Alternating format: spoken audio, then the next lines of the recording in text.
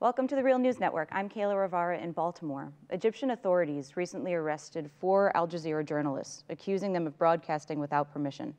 The Committee to Protect Journalists confirms that 70 journalists were killed in 2013, and that year was the second worst year on record for the incarceration of journalists. With us to discuss these reports and the recent arrests in Egypt is Sharif Mansour, the Middle East and North Africa Program Coordinator at the Committee to Protect Journalists. Welcome to the Real News Network, Sharif. Oh, thank you. Thank you for having me. So I wanted to start off by discussing these recent arrests in Egypt. What is your response to this and also the overall crackdown of press freedoms in Egypt? Well, we've always spoke out against all the violations and attacks against journalists in Egypt.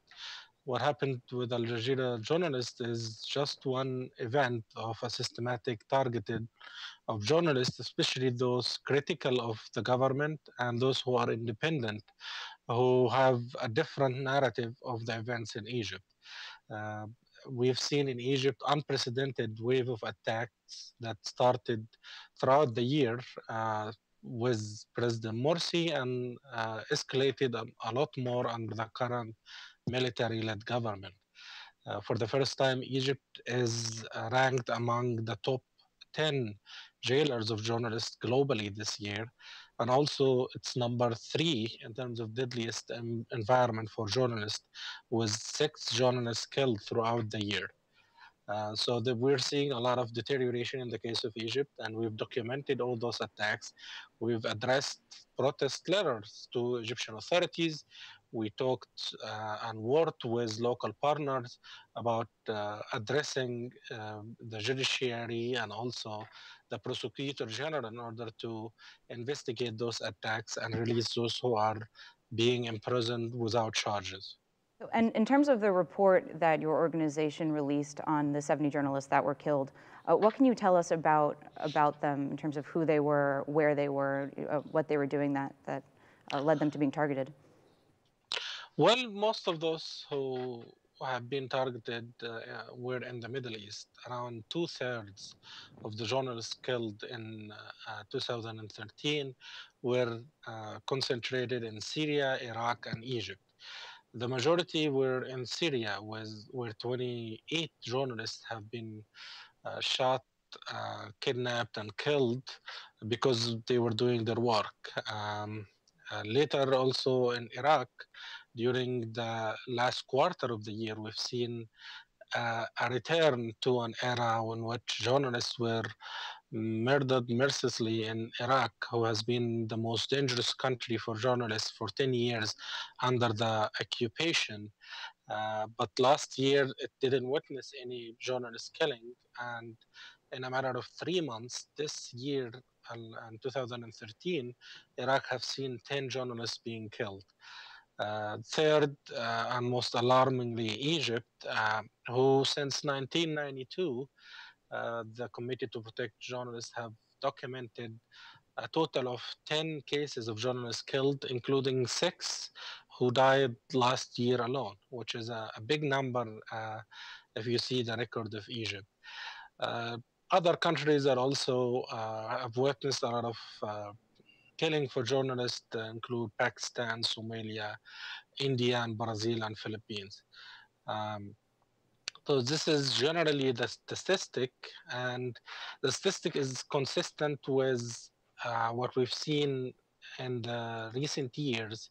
More and more, those journalists are the majority of whom are local journalists. 91% of those journalists were local.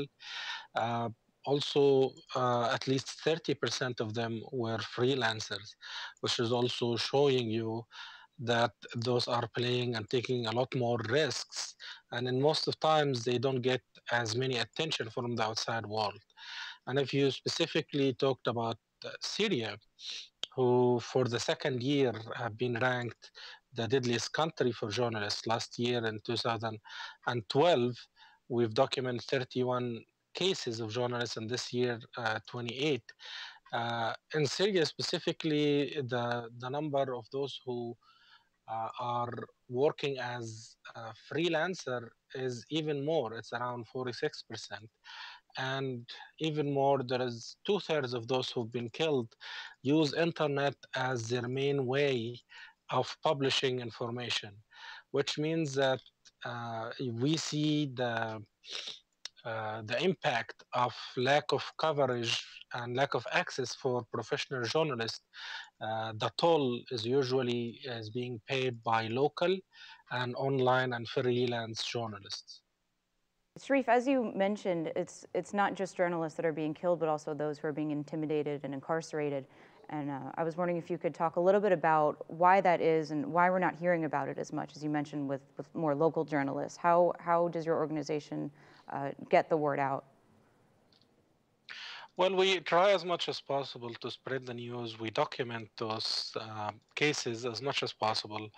And it's very difficult in many cases to get information out. If you're talking about a country like Syria, where there isn't much access for journalists, a lot of what we do is dependent on local individuals, human rights organizations who can document a lot of those cases and send the information to the outside world. Uh, in other situations, it's also hard to figure out who's doing what. If you're talking about Syria, throughout the year, we've documented at least 53 cases of kidnapping of journalists. And those who've been kidnapped, um, in most um, in most situations, we don't know who's kidnapping them and for what reason. And it's usually a long time before we even receive any confirmation or know of any confirmation that they are alive and what would be the demands of their kidnappers.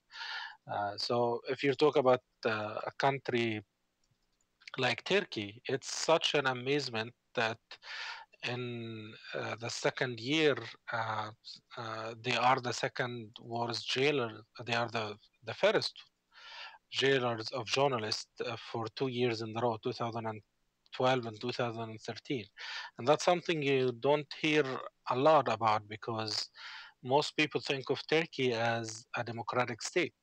But that's not enough in terms of press freedom. Uh, as we see from the situation in Turkey, being elected democratically doesn't mean that you have a tolerance for dissent and that you have a respect for the media. Um, Another case is, of course, China and Iran. They have been consistently been at the top of the list of imprisoning journalists. And Iran, this year, we've seen that there is less number of people who've been incarcerated, but that's not necessarily because the government is doing a lot more to improve the record. Many of those people who were released since last year have already spent their sentence or has been released temporarily on a furlough as part of their revolving door policy. Well, Sharif Mansour, I wanted to thank you so much for joining us. Thank you for having me again. And thank you for joining us on the Real News Network.